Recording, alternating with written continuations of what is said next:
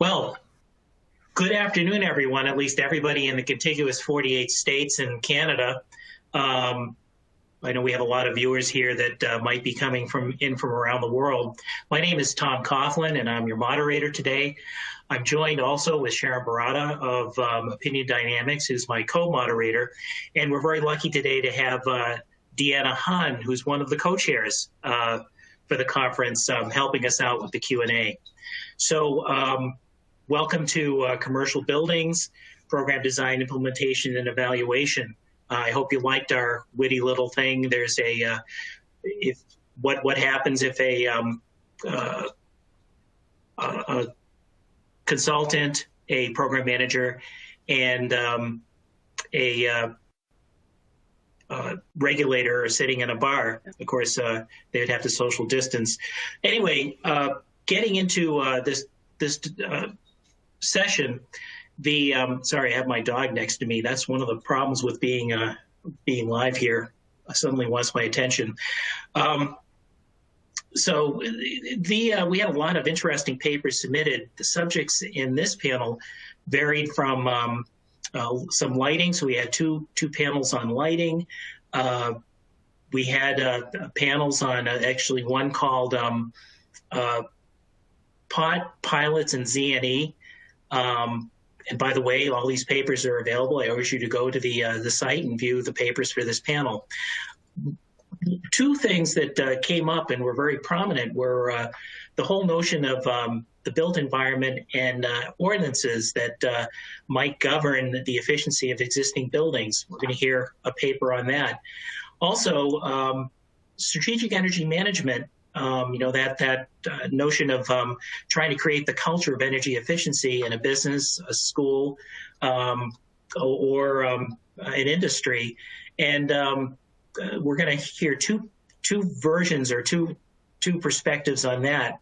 Also in line with that, we had a number of papers on pay for performance, which is one method of paying for incentivizing an end user if they participate in a program. So before we begin, I have to go through some housekeeping, and those of you that have been listening in on some of the other panels know these. But just to point out, if you're new, your screen is customizable. You'll see some widgets at the bottom. There are 7 or 8, depending upon which view you have. The most important one is the question and answer one, which is the red one right dead center. Remind you that the presentations will be available as PDFs from the presentation list in the menu, so that would be off to your right, I believe. Attendees, so all of you will be in listen-only mode, but you can submit questions. What I ask is that Deanna Hahn will be taking the questions at the very end, so we'll be asking the questions of the panelists at the very end of the session, but that what we ask you to do when you submit your question, put the first name of the speaker there. That helps us sort things through, and we can address the question when we read it off to the panelist. I guess some of the panels that occurred yesterday, they already have some of the presentations online already for viewing, so you can watch us as often as you want for the rest of the week, probably within a few hours. Later this afternoon, I have to remind you too of the social sessions, the informal sessions that'll be occurring. So please do check in often with the conference agenda. So we're very grateful that to our sponsors and our gold sponsors are E for the Future, Energize Connecticut, Eversource, National Grid, Sacramento Municipal Utility District, Southern California Gas, and United Illuminating in Connecticut. Next, our silver sponsors, Commonwealth Edison, the Energy Coalition, the Energy Trust of Oregon, Johnson Controls, the Northwest Energy Efficiency Alliance, ON Semiconductor, Samsung, and TRC. And finally, our bronze sponsors, Guidehouse, the New York Power Authority, Opinion Dynamics, and the Vermont Energy Investment Corporation. Okay, well, let's get into our first speaker here. And this is going to be a very interesting paper on that whole notion of ordinances and what the city of Seattle has been doing to kind of forward that on. So I'd like to introduce Nicole Ballinger. She's a strategic advisor for the city of Seattle Office of Sustainability and Environment. She currently advises on non-residential building policy, development, and building owner support programs, including a retrofit accelerator framework. Previously, she was the program manager for the US DOE-supported Tune-Up Accelerator, a program that helped more than 100 mid-sized commercial buildings meet the Seattle Building Tune-Up mandate. She's also led program outreach and data strategies for Seattle's energy benchmarking and reporting ordinance. That's pretty important, I think, because it fits right in with the whole notion of building ordinances. She was a marketing project manager for Efficiency Vermont, focusing on the large commercial industrial sectors. She has a master's in natural resource planning from the University of Vermont and a degree in anthropology from Skidmore College, not too far away in upstate New York. So I can see why she moved to the Pacific Northwest in Washington State, because she likes spending her free time outdoors hiking and bicycling, which you could do a lot of there. So Nicole, why don't you take it away?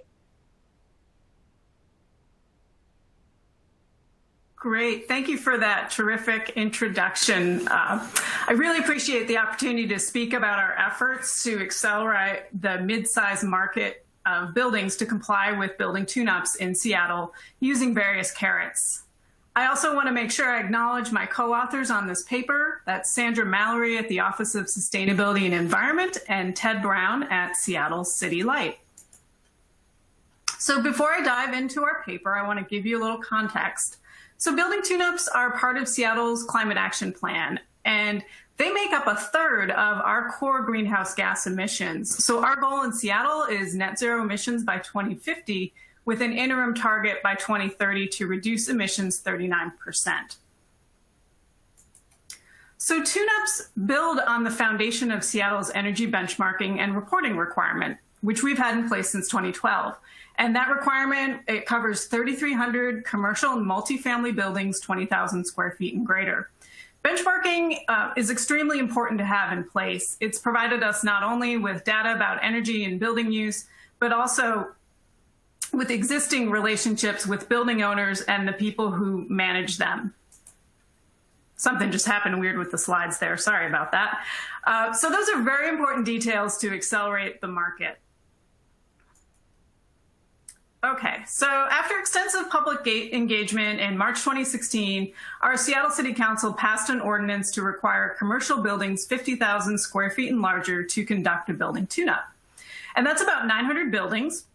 And unlike benchmarking that just requires measuring and reporting, this ordinance is the first time Seattle has required existing building owners to make changes to their facilities, other than things like code if they were doing a major retrofit.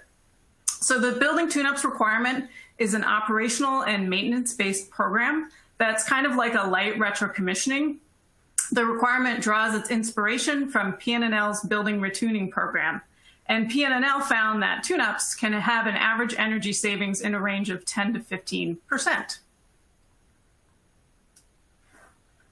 Okay, so the tune-up assessment requires 39 total measures or elements, 20 of which are required to implement if they are found deficient, and 19 that are voluntary to implement.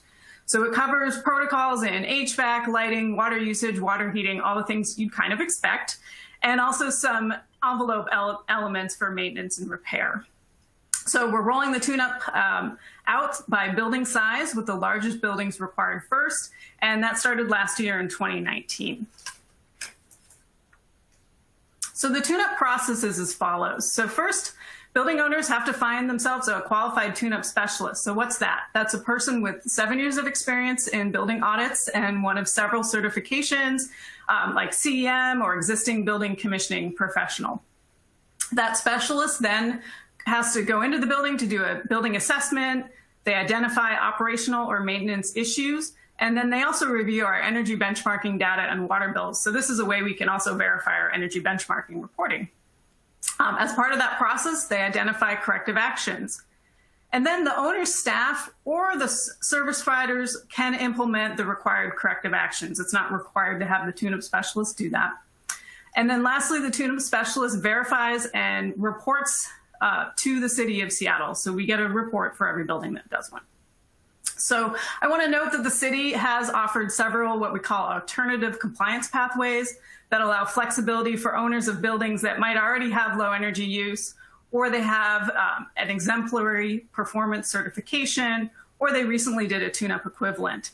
So tomorrow, if you're really interested in the mandate, I want to plug that my colleague Terry Sullivan will be presenting more detail on it. So please catch his presentation. Okay, so now what was this tune-up accelerator thing? So during our public involvement sessions for developing the tune-up mandate, we heard that there was generally interest in and knowledge about retro-commissioning in larger buildings, but not so much in the smaller sized buildings. So the accelerator was envisioned as a time-limited program to just do that, accelerate the market in the mid-sized buildings. And those were between 50 and 100,000 square feet was our market. So we offered financial incentives and technical support to meet the requirement early. We kicked it off in 2017 and we wrapped up just a few months ago.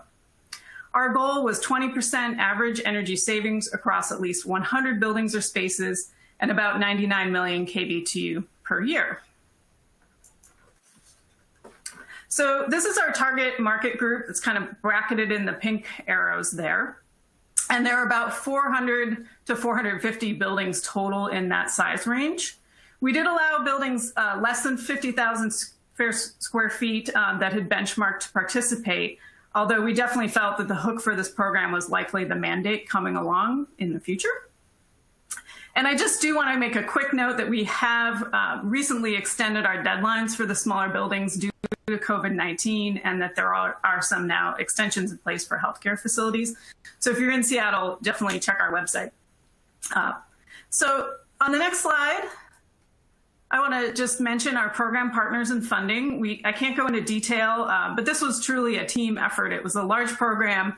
I'm extremely grateful for all our partners, and especially for the support from the US DOE Building Technologies Office for funding this work.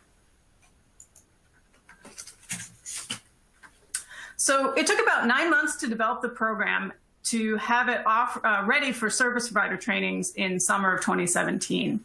So our program development included creating the incentive program with City Light, creating agreements, reporting forms. We had to define the program paths and the brand, and also find a way to align it, but also differentiate it with the mandate that was rolling out at the same time.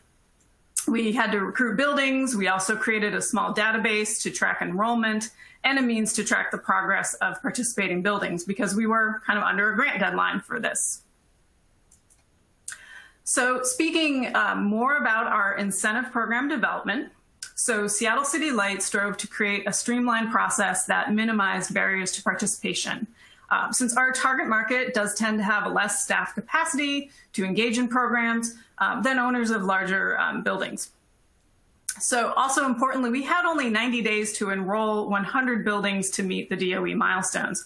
So the process needed to be straightforward for our own city staff and for the service providers.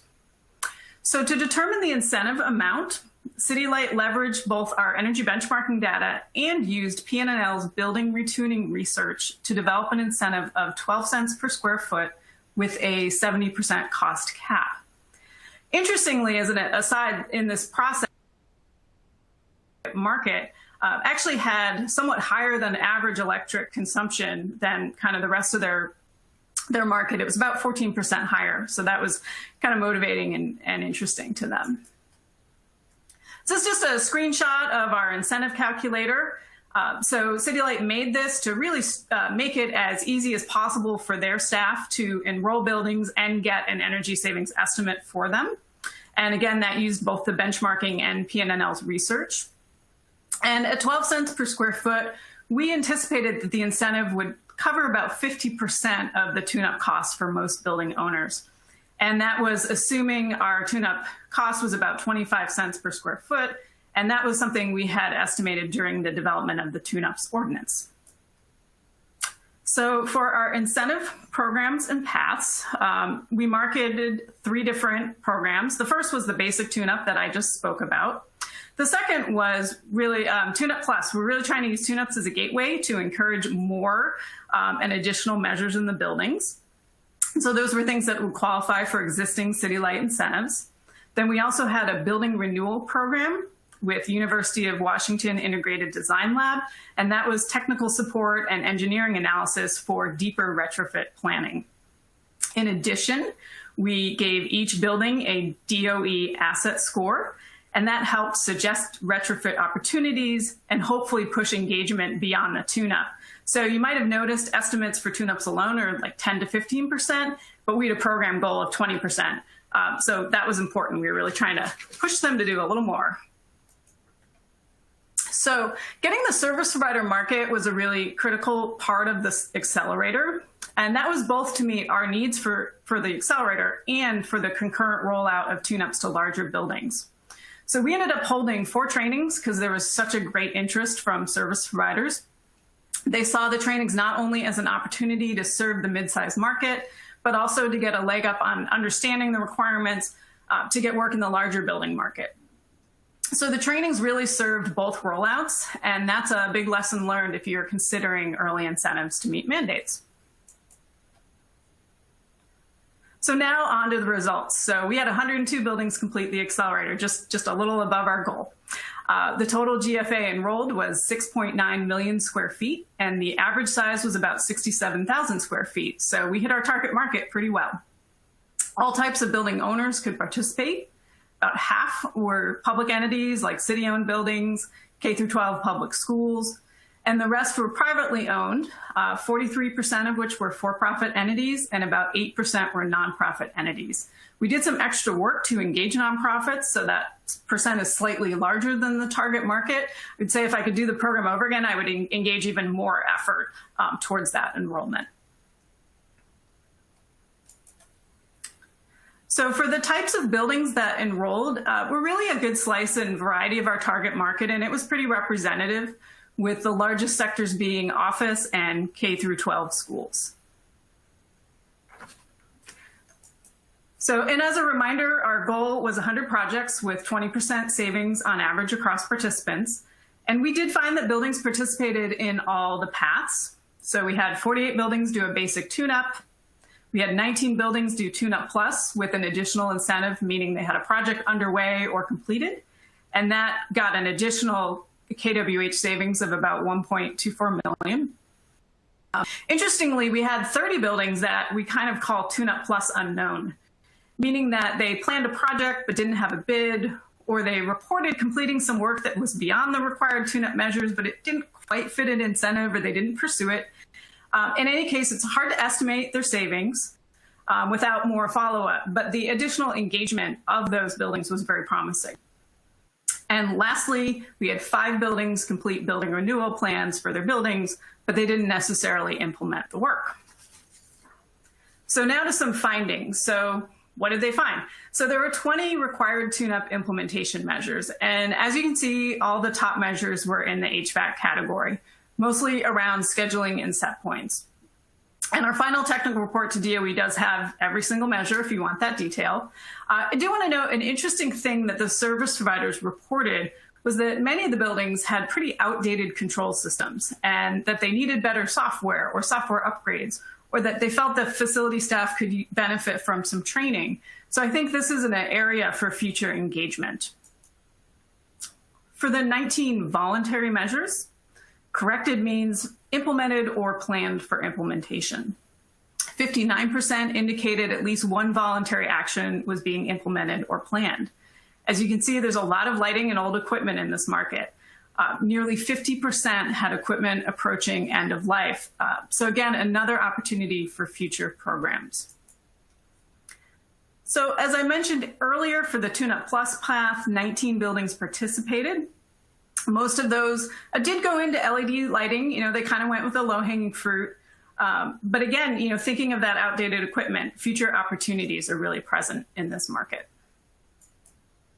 For the building renewal path, we had 5 buildings complete, medical office, financial office, a hotel, and 2 schools that all got the technical support from the lab. And they developed plans with 4 measure packages for each building. The plans had low-hanging fruit, low-cost O&M measures, all the way to electrification. The average potential savings across all those 5 buildings would range from 16 to 56%. And since the building renewal work was a really deep dive, I definitely just can't do it justice here.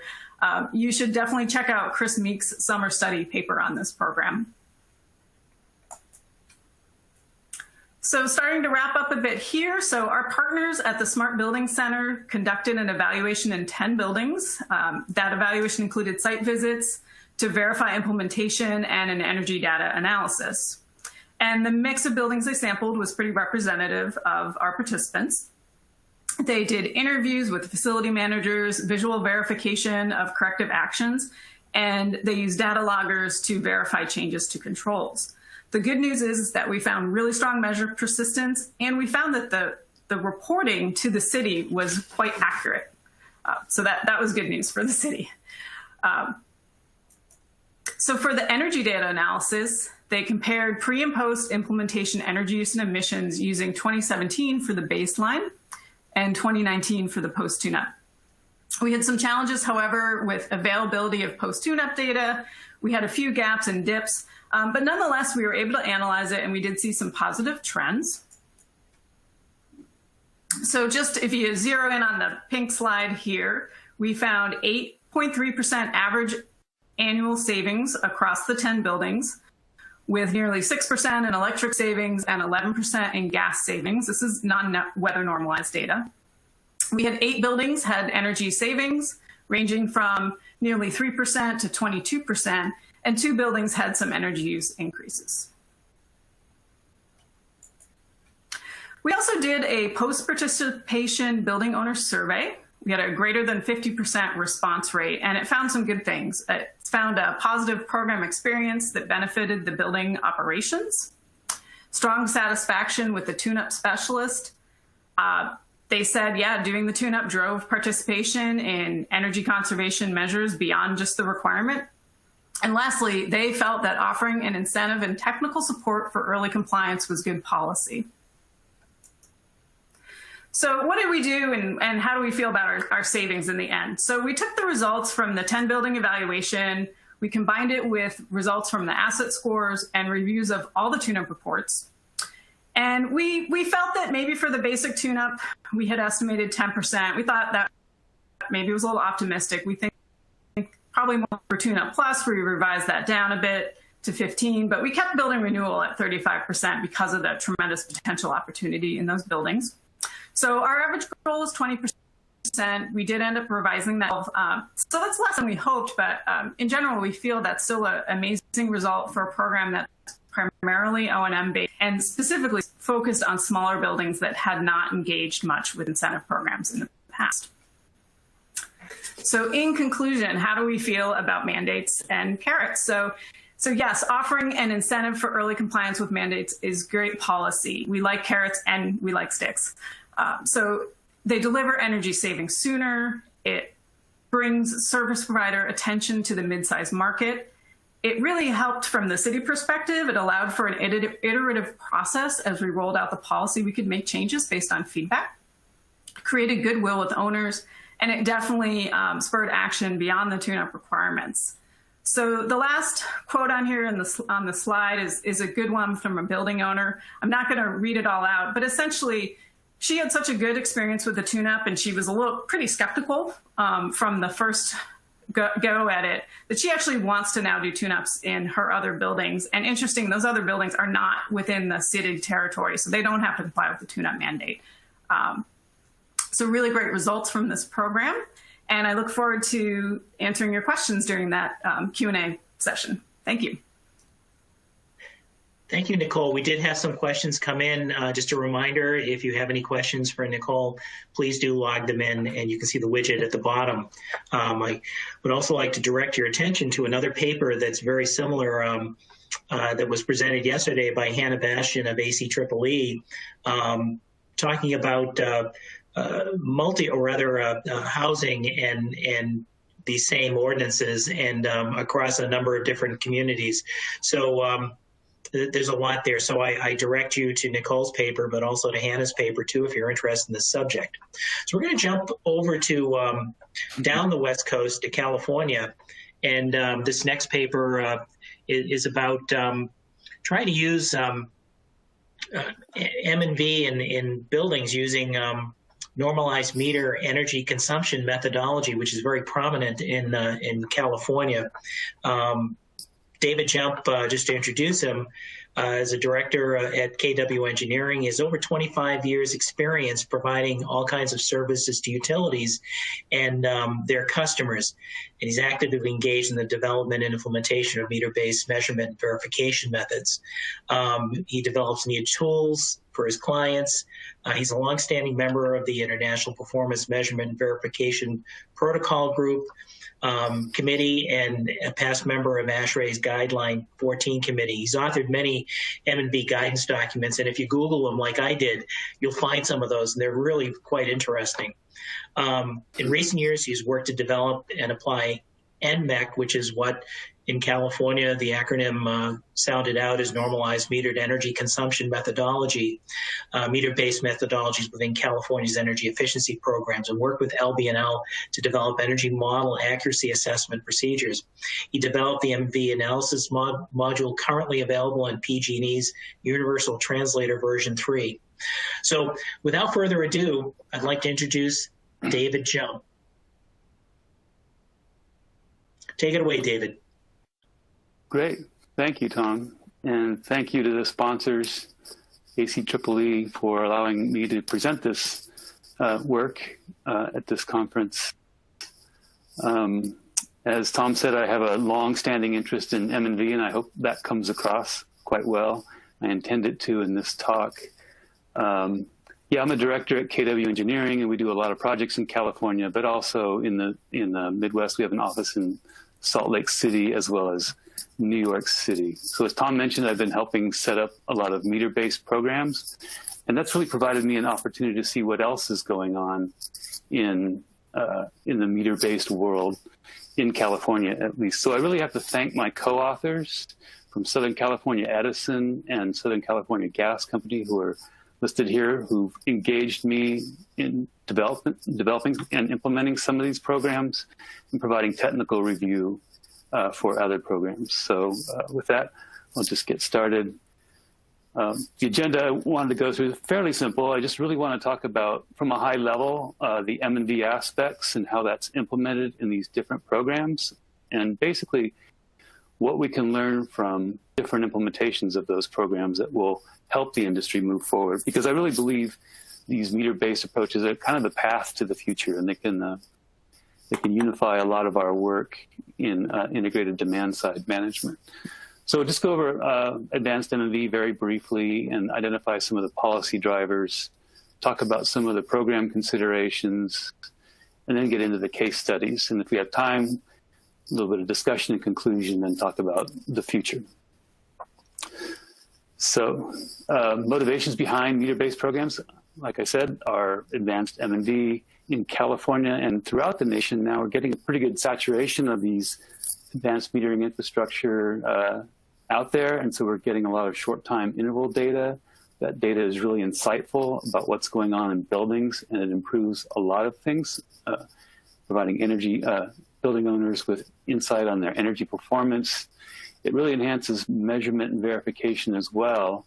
If you combine that data with advanced analytics and a way to process that really quickly, then you can get some rapid feedback on how your building is doing. Some of the policy drivers behind these programs, very quickly, Tom went over where that acronym came from, Normalized Metered Energy Consumption. That was through legislation passed in California in 2015 that really authorized program administrators to offer meter-based programs that quantified savings above an existing, or quantify all savings above an existing conditions baseline. In the same year, California AB 793 was passed, and that was really targeting small and medium commercial built businesses, which is a really underserved market sector. allowing them or enabling them to acquire energy management technology without a specific definition of what that was. So it could be a product, a service, or a software application. So one of our programs talks about that. And the California Public Utilities Commission deserve kudos too for partnering with the investor-owned utilities and deciding they wanted to start a strategic energy management program in California. So there was some work based on that, a lot of visits up to the Pacific Northwest, I understand, and have come up with a program design guide and an M&V guidance document. And so we've had SEM programs in California for the last couple of years. So why AM&V? I hit on some of the topics, but basically when you have a lot more data, you can develop a lot more accurate models. So you get a lot more confidence in your savings predictions as a result. I mentioned you get fast feedback, but you're also talking about savings in the way the customer perceives them. In the past, we'd always look at a measure-by-measure approach, and the owners had trouble triangulating that to understand what they're saving at their meter. Here we're directly talking about savings as the customer perceives them. These are pay-for-performance types of approaches. Savings are always proven after the measures are installed. Actually, sometime well after the measures are installed. But you really get a sense of how well your measures are performing with this approach. And the other thing that's great about advanced metering or short time interval data and advanced M&V is you really get some visibility into what's going on. And that's very important because, as you know, other things in a building can affect energy use, and you need to account for them because at the end of the day, you want your savings to reflect what your measures have generated, not what other shifts in energy use in your building have caused. So NREs are a big developing area that I think some of these programs can help us advance the knowledge in the industry, so to speak. So which buildings are best suited for these types of programs, these meter-based programs? I've helped clients understand that we really want deep savings because we want to, at the end of the day, the savings to be demonstrated well above the noise. That rule of thumb that's always been around of greater than 10% still applies. The other thing to consider about deep savings is that that often comes from multiple measures. You know, to achieve deep savings, 10% or more, you might need multiple measures. And that's a heavier lift, a heavier investment for the customer. So it kind of becomes a design criteria for a program. You want accurate energy models, which means basically you need stable and repeatable energy use patterns that are explained by available independent variable data.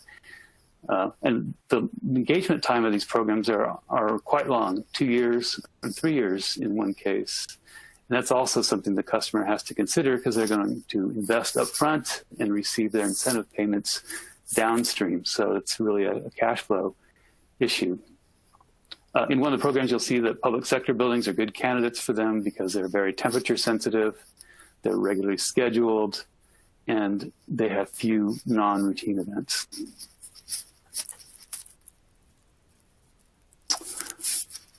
There are some technical barriers. One prominent one is availability of data. Just to start off that idea, most buildings, you know, most commercial buildings, the only additional independent variable data you need is ambient temperature, but in many buildings, there are other drivers of energy use. In an industrial facility, you know, production variables are very important. Maybe in a school, the schedule, the vacation schedule, summer versus in-session times is very important.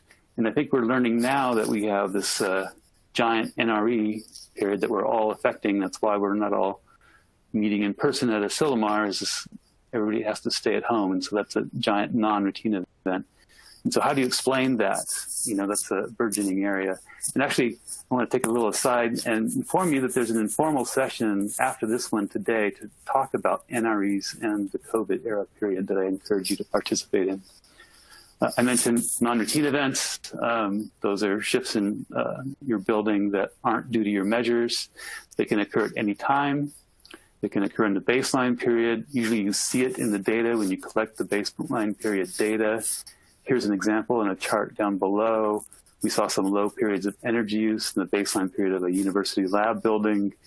after going back to the operators, we could figure out what caused that and use a method to account for that. Indicator variables, I'll talk a little bit more about those in a little while. But when they occur in the installation performance period, you don't know if or when or how long they're going to last. So they pose a higher risk, and that really means that you need to watch your energy use data in your facilities for those kind of issues. And generally, you have two steps. You have NRE identification and then making an adjustment. And that's kind of a burgeoning area of industry knowledge. These questions are kind of in flux. How do you exactly identify the measures, and then how do you quantify them, and when do you actually put the effort in to quantify them? Generally, we prefer looking at the meter data first and foremost, but also doing engineering calculations where we might return to the site and understand exactly what the NRE is, maybe taking some data before and after the NRE and doing some engineering calculations, or recommending submetering. And I guess all this overlooks the fact that as soon as you see a sustained anomaly in your energy use data, maybe you could talk to the building and say, what's that? And, turn it off, make it go away. There are other considerations, of course. I think the primary one is for any program, you would want significant customer enrollment. You want deep savings per project, and you want overall lower administrative costs. And those lower costs can be achieved, I believe, by the standardization of this methodology. So what we're really doing is, instead of quantifying every little bit of savings from every measure that's installed in the building, we're only applying the savings methodology based on the number of meters in the building, so not the number of measures. So we're kind of reducing the administrative costs, the engineering estimation costs. That also, because it's standardized, it also improves technical review. So everybody's on the same page. If you've all read the IPMBP, like you should have, and look at option C, you see it's a fairly standardized process. You gather some baseline data, you make a model, you gather post-installation data, and you do your analysis. So the implementers, the technical reviewers, and the evaluators should all understand that methodology, and you're just kind of working from the same page. That should also streamline administrative costs. Fast feedback, I mentioned before, and the incentives are actually based on the savings achieved. It's a pay-for-performance approach. But there are some concepts from the other programs that we're learning in the meter-based approach, at least one of them. This really creates a role for commercially available software solutions and dashboards that can get your AMI data and slice it up and give you very informative feedback on how your building is operating and where the high use areas are and so on. These systems often have their own M&D modules, and through these programs, there should be a place for them to participate. And the idea is scalability. If more people are doing meter-based approaches, we're getting a lot of activity in a lot of buildings, and hopefully that'll make a big impact to help us achieve our goals ultimately. So let's get into some of the case studies. Case study one is a public sector high opportunity project and program. That's a precursor to the NMEC program. It's authorized under AB 802. It's just an early implementation. Get out there and do this and see what we learn. So Edison developed this public sector HOPS, and it's available to public sector buildings. Obviously, that means schools, colleges and universities, community centers, recreational facilities, city and county facilities. Currently, I think there's over 30 projects enrolled in there, but there's actually over 50 buildings because those school districts include all the campuses within those school districts. And there's 2 or 3 of them in this program right now. So good enrollment, good participation so far. In the HOPS program, it allows both capital and BRO measures. BRO means behavioral, retrocommissioning, and operational measures. So generally, BRO measures have a shorter measure life, and capital measures have longer ones. We look at the weighted estimated useful life of these buildings, and of course, you want your savings to last longer. That'll make your program more cost-effective, and so it's good to include capital measures in those programs. And this program I was more involved in, and we targeted deeper savings, so greater than 10%. in this case. The program has 3 phases. A baseline phase where you might pre-screen the buildings to see if they're good candidates. You can actually have predictable energy use patterns, for example. You develop a feasibility study where you identify the measures that are going to be installed, develop an M&V plan, how you're going to quantify savings for that particular building, answer some questions about metering and so on. Then an incentive agreement is signed. You enter into an installation period. The customer installs and verifies the measures. And when they're ready, and everything's installed, then the performance period starts. As I mentioned, you want to keep track of the progress going on in those. So periodically you want to download some data and see what's going on. Do you have any NREs? Are you indeed saving energy? And then the program has 3 milestone dates for reporting savings upon which incentives are based at 3, 12, and 24 months post-retrofit. So that baseline installation period can last quite a long time, and the engagement with the customer can be up to 3 years in a program like this one. A little bit about the baseline. I guess before I go into that, most of the projects are still in their installation phase, and many of them, some of them are in their performance phase well into there, but I would say the majority are still in their baseline installation phase. A little bit about the M&V. As in all the programs, the baseline model is required to use 12 months of data. Mainly public domain algorithms are used, and some of those algorithm names are Lawrence Berkeley Labs time of week and temperature model. ASHRAE has some good modeling. Their change point models, and the old and reliable heating and cooling degree day models are also used in these programs. The time interval tends to be daily, but also we use hourly models to calculate demand reduction. And there's a requirement that the models have to be meet certain goodness of fit guidance criteria. So the CDR-MSE, which is a measure of random error, has to be less than 25%. The bias error, less than 0.5%. And you want your independent variables to be very explanatory of your dependent variable, like all good statisticians know. So R squared has to be pretty high. The requirement we get from PUC is that if there's less than 10% savings, you really have to describe how that is distinguishable from the model noise. And so what we typically see is ASHRAE's uncertainty formula applied here for savings that turn out to be less than 10% savings. In HOPS, the savings has to be reported under normalized conditions, not savings in any particular year, but savings in some typical year. So that requires a model to be built from the post-installation data. So you use the baseline and the post-installation models, and you'll normalize that to some typical long-term weather conditions. And those are specified to be California climate zone conditions. So anyway, there's a sort of physical representation in the chart down below. The second case study is industrial SEM. Industrial SEM is getting a lot of attention at this conference. There was a really good workshop on Monday that I attended, and a really good session yesterday about how it actually works. And Lisa's going to talk more about that after my talk, so I'm not going to get into the dynamics of all that stuff. I'm just going to hit the highlights that I really appreciate. It's modeled, as I said, after the Pacific Northwest SEM programs. It's in the industrial sector. There's about 22 participants in Edison's program, and 15 of them are participating in Southern California Gas. And that's just SCE and SoCal Gas. There are additional programs in San Diego and PG&E territory.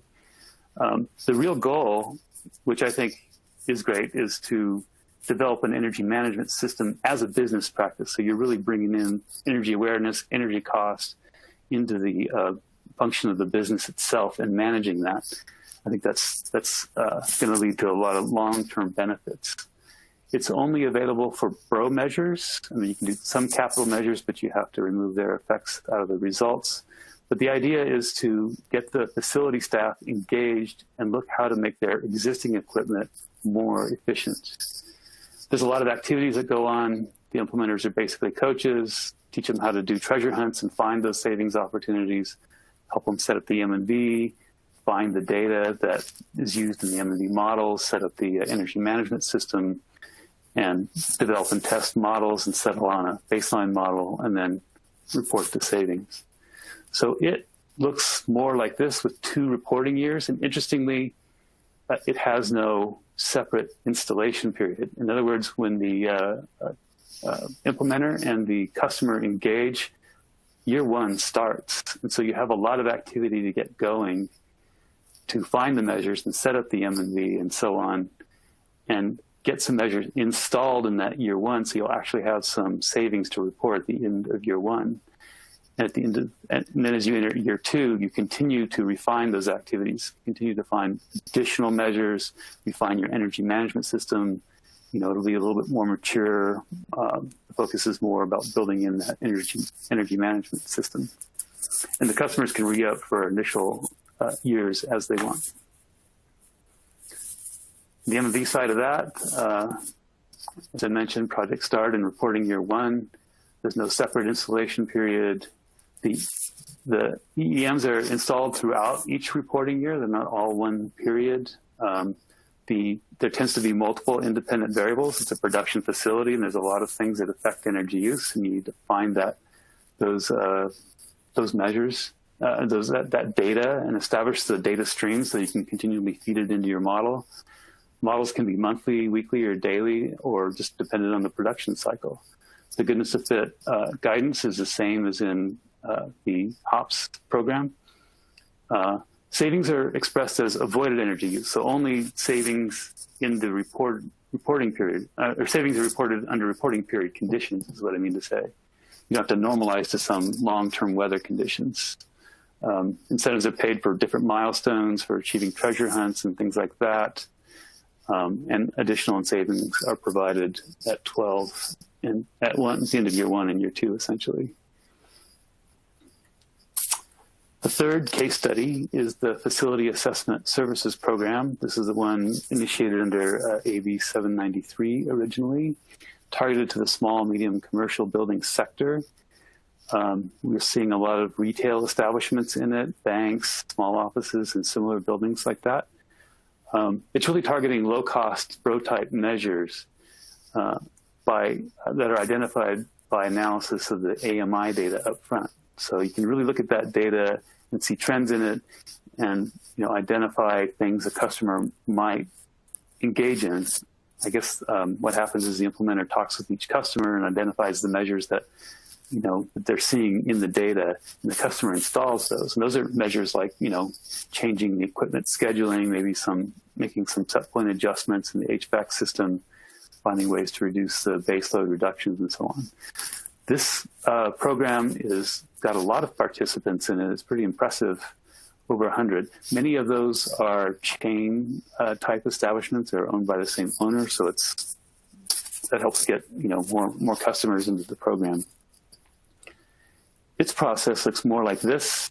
There's a baseline period where all the AMI data is collected from the customer and analyzed, and potential measures are identified, and then those discussions start with the customer. And then once the customer installs the first measure, the reporting period starts. And data is continued to be collected over time. And the M&V on this process is very interesting, I think. It's something we can use and learn in other programs. Again, there's no separate installation period.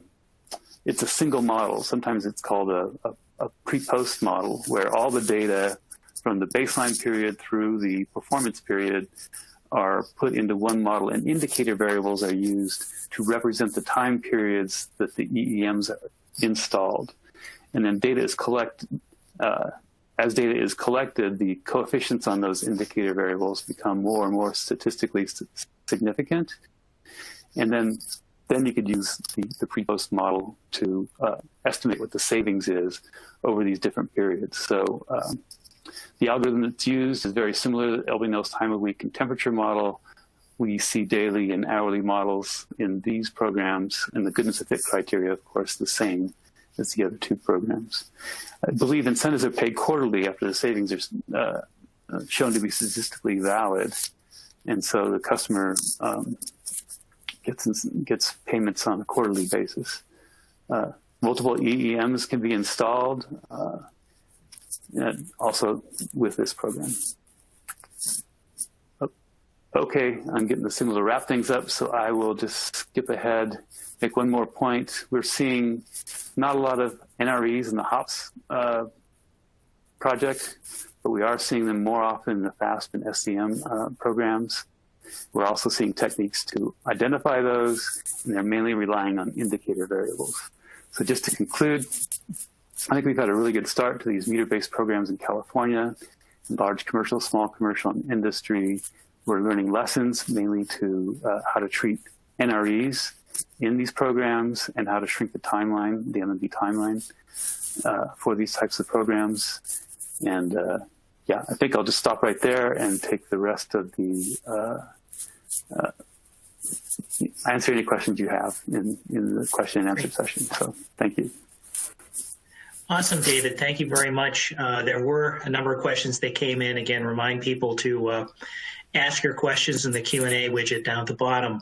How to measure a building, and whether you're doing a benchmarking, a building ordinance, measuring after the fact, or if you're a business trying to measure yourself. Very important, and that's behind the premise of strategic energy management, really, is how what is behind the scenes, how to measure that. And that's kind of the worry of a state regulator, I think, trying to make sure that ratepayers who might be funding some of these programs are getting true value.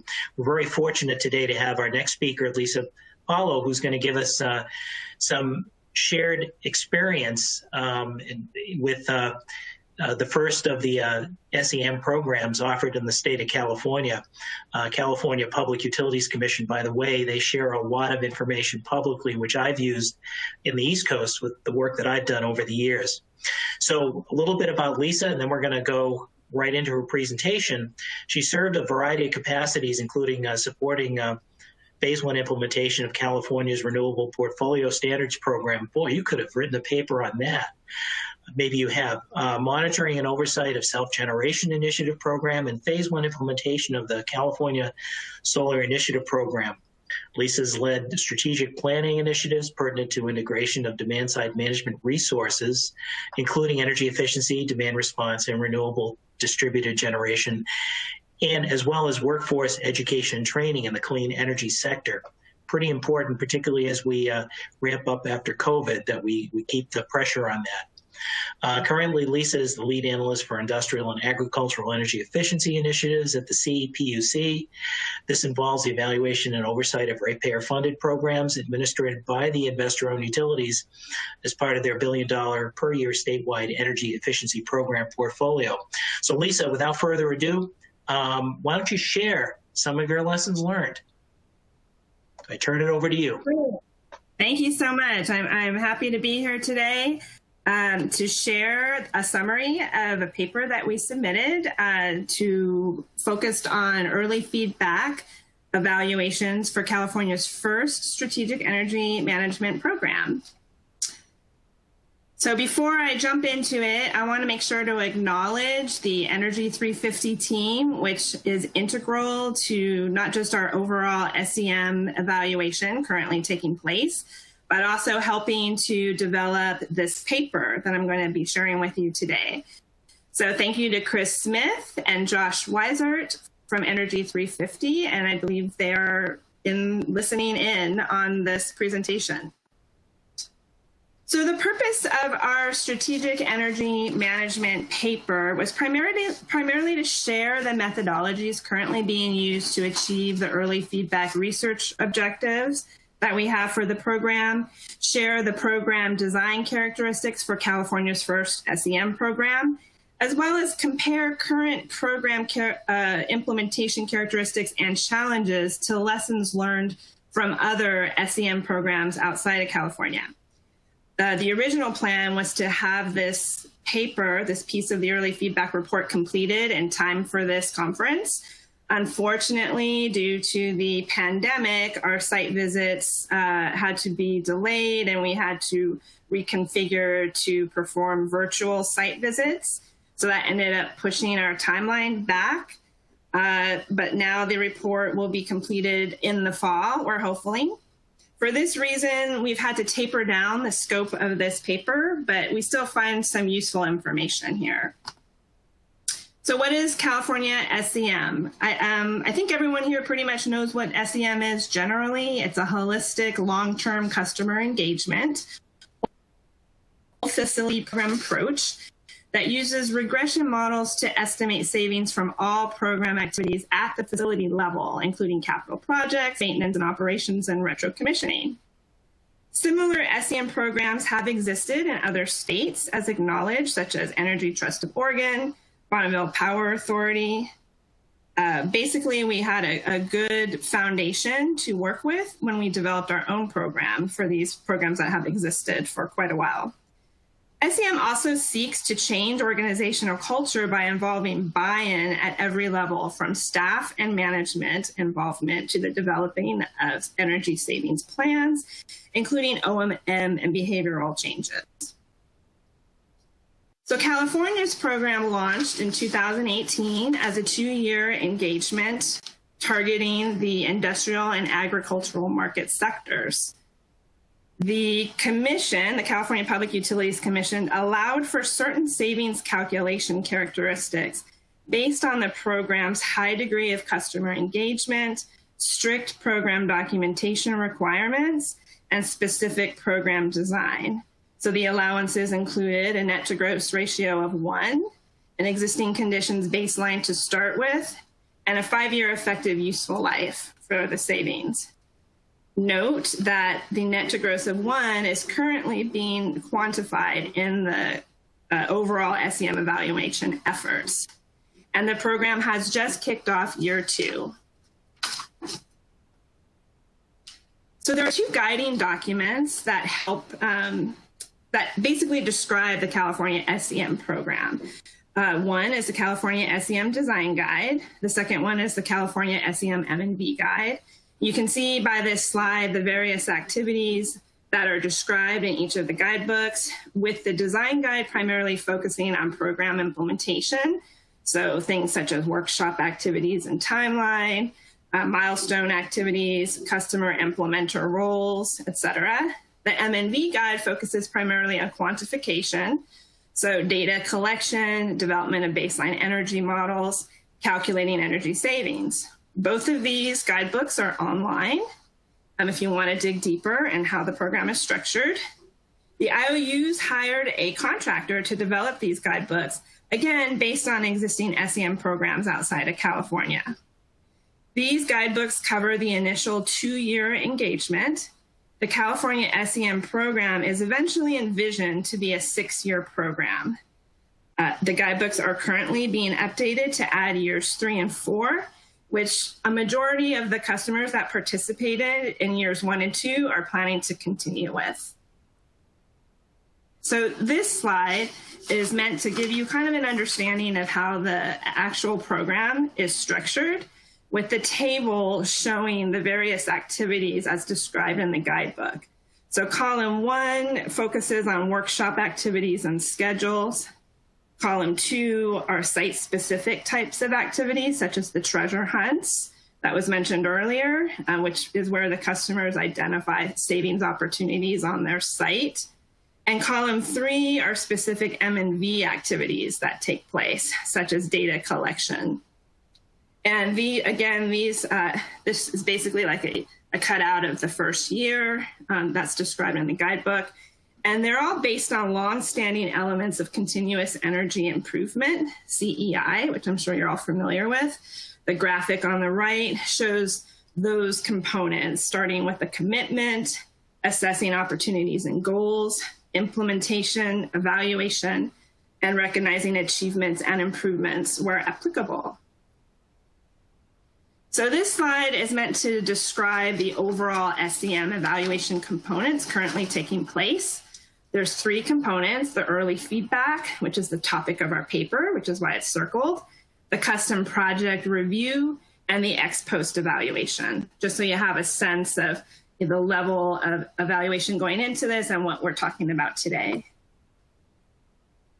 So the research objectives for the early feedback, as you can see here, are to identify modeling challenges and techniques for improving models, such as how to deal with non-routine events that we heard about in the last presentation. We also want to compare different program designs and incentive structures. In the California SEM program, we have a combination of performance-based incentives on a cents per kilowatt or CERM basis, as well as milestone payments for achieving certain key deliverables in the timeline. And the other component for this evaluation is to review the M&V requirements. We want to make sure that the level of rigor is also practical, because we don't want to increase cost to the program. We want to keep it cost effective. And all of this is to help inform program implementation going forward. So this slide depicts the components of the early feedback review itself. So the prior slide where I had that box circled, these are the three components of the early feedback. So there's three areas of early feedback: participant level, program administration level, and statewide program level. And the red circles are the topics of our paper, which is the early feedback on the hypothesis model, and as well as incentive structures. This slide shows you, based on the program launch and implementation timeline, where the early feedback is taking place.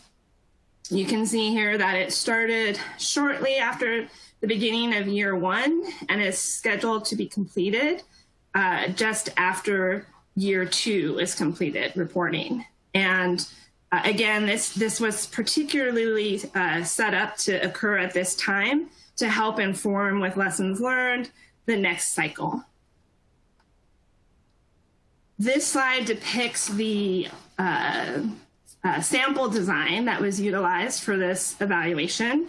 Out of 37 total participants in the SEM program, 30 of these participants are included in the sample, with 15 receiving early feedback review and 15 not receiving early feedback review.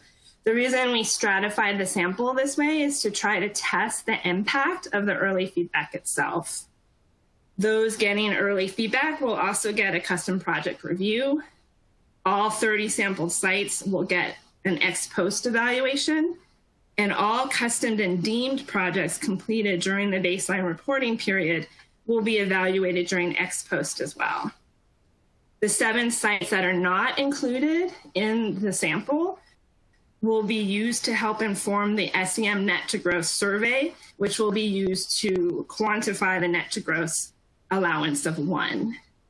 And also to clarify, with the California program, the utilities have the flexibility to either claim the deemed savings within the SEM program or to apply it to a different industrial program if incentives were paid out of a different program, for example. So, but that's why we're trying to quantify all deemed measures.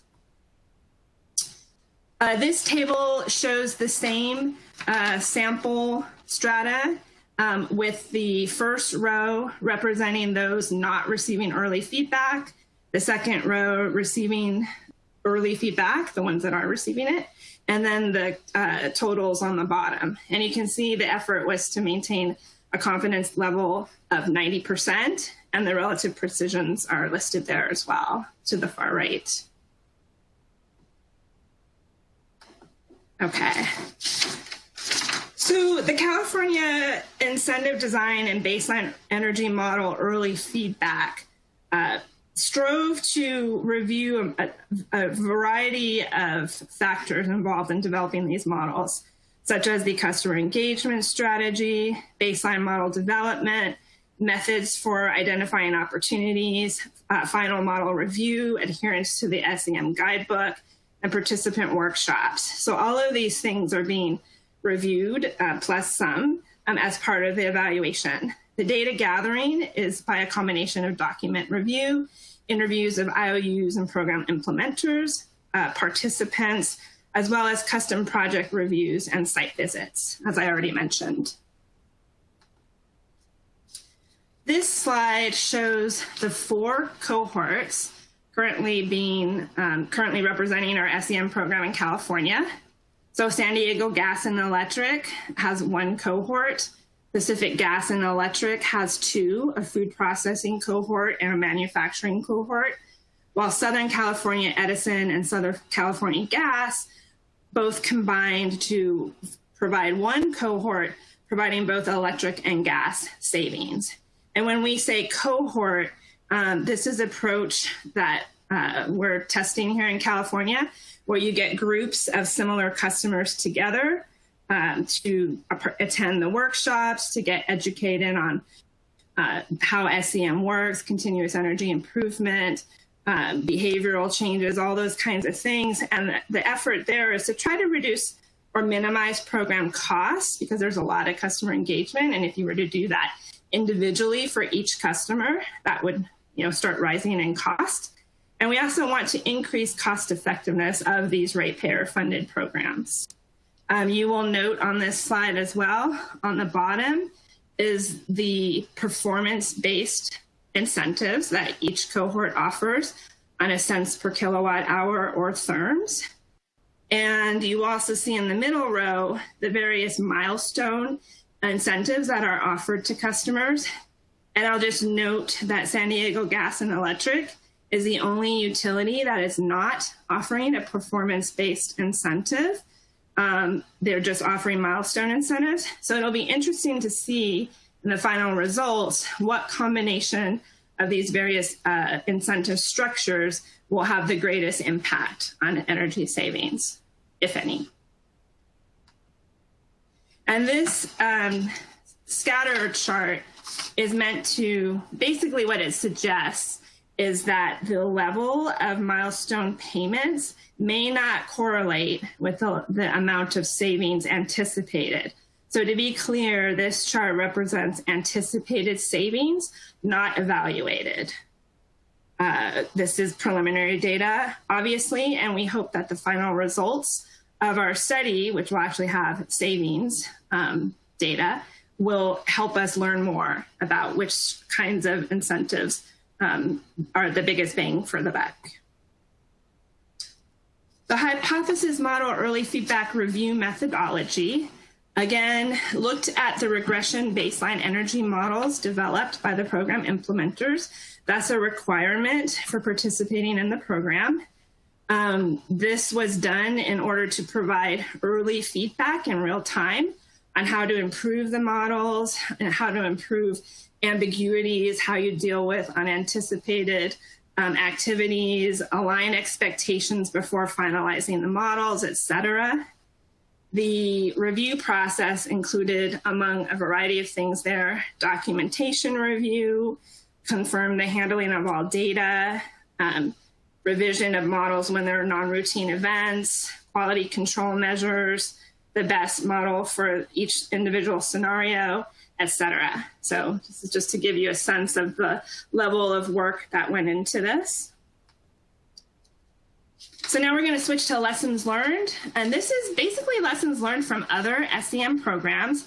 Again, because our report is not complete, we can't actually share lessons learned so far specific to our program. But these are the lessons learned from other programs that we think, based on our early review, will have significant lessons learned for our program. So the first one here is close tracking of implemented opportunities to validate models. This is important because when there are measures that may have some, shaky statistics, but you anticipate a lot of savings, but how they're going to be used and implemented on site is uncertain. It's important to have the right data. And for example, one of the data points would be measure installation date, like make sure that you capture that and when did the savings start. So we can try to draw correlations between the various measures and actual savings. The second lesson learned here is gas models historically have small confidence intervals and may also play a smaller role in a facility level savings plan. So it would be important to determine if it would be worth trying to fit those gas measures into a model when it might be really difficult to do so. Again, going forward, the SEM reporting period is a year in length. And as mentioned in the previous presentation, the California SEM program is a multi-year program. So just first year energy savings would not capture the full impact of the program. We hope to learn from other states, such as Energy Trust of Oregon, which uses a 3-month extrapolation project method for the last 3 months of savings to extrapolate over a year. Bonneville Power Authority just uses energy savings for a year period without having to factor in measure life claims, et cetera. We hope by looking at how other states have done it will help inform how we can do it here in California. Lessons learned continued. While it's desirable to collect granular level data, someone mentioned daily as desirable, it's important to recognize that that doesn't apply in all scenarios. For example, when you have a manufacturer that uses a batch processing system that can take several days to get through a cycle, daily data may not be, advisable in that situation. Correlation, the next one down, doesn't always equal causation. And in this case, there are certain ways that measures are used, such as combustion air at a facility. There's strong expectation that there's a high correlation to energy savings for those types of measures. But depending on how that's used, for example, if a customer uses combustion air to clean their facility in downtimes, you actually have an inverse relationship, in which case you would not want to include that in an energy savings model. So that's just an example. Lastly, regression models, while a preferred option, are not always advisable as well. And it's important to realize, for example, at a site that has a high level of uncertainty, maybe the customer, there are too many non-routine events occurring at that site. They could be doing a retro-commissioning that has nothing to do with the program. In those cases, it might be better to use a bottom-up approach, which is a measure-by-measure savings calculation, similar to custom project review, instead of the facility-level regression modeling. So some successful elements of our SEM program that we can say definitively at this point is that the design and MMV guides, again, which were based on other programs outside the state, have really helped California jumpstart its program. And that was really helpful. And we're still in the process of revising it and improving it based on lessons learned from our own program. Second of all the implementers of the SEM program in California had strong backgrounds in SEM from other states, so that was helpful. And then lastly, early feedback evaluation allowed for review and improvements of the model development in real time. So we got to communicate about how to improve the models to be used in this first round of the program. So that was really valuable. And that's it. Oh, let's see.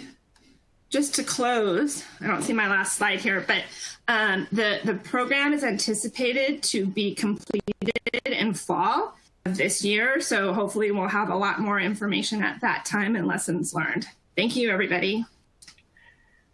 Great. Thank you, Lisa. Thank you. Thank you, Lisa. I'm going to turn it over to Deanna Hun, my colleague and also the co-chair of this very successful conference. Sure. So Deanna, why don't you ask a few questions?